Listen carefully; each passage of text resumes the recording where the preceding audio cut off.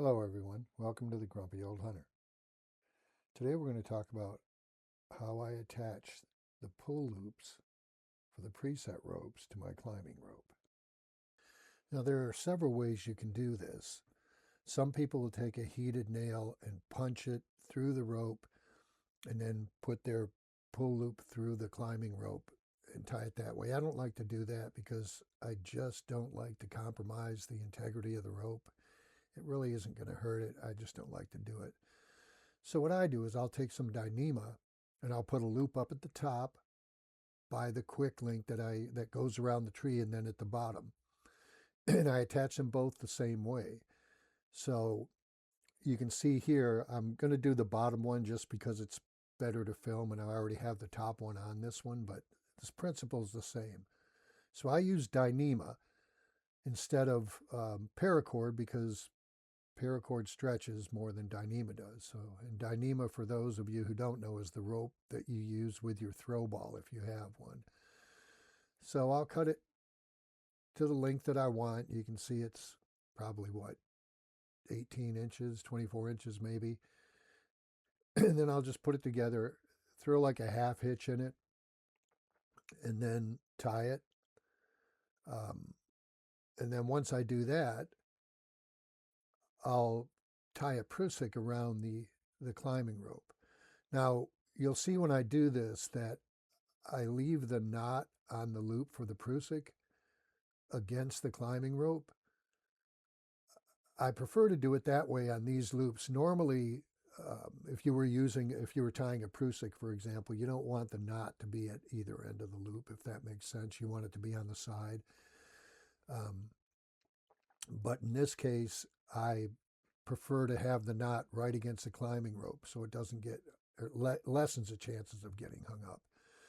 So we're going to take the loop, we're going to tie a prusik, we're going to feed it through there once, twice, and then 3 times. Then we want to dress it up because if you don't dress it up and the loops go over each other, it can cause it to fail. So what I'll do is I'll get it on there, get it dressed up perfectly, pull it tight.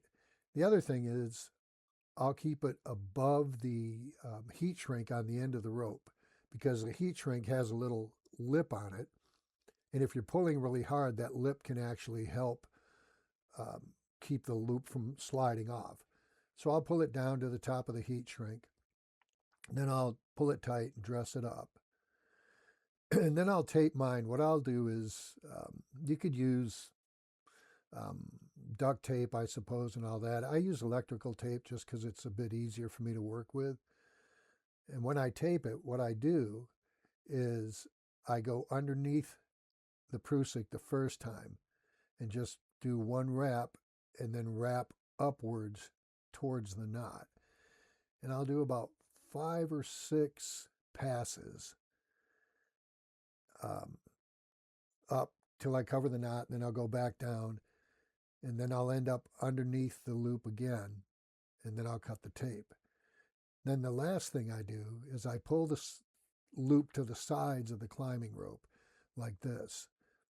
And what that does is that keeps it or lessens the chances of it getting hung up on the quick link or the carabiners that you have in the tree.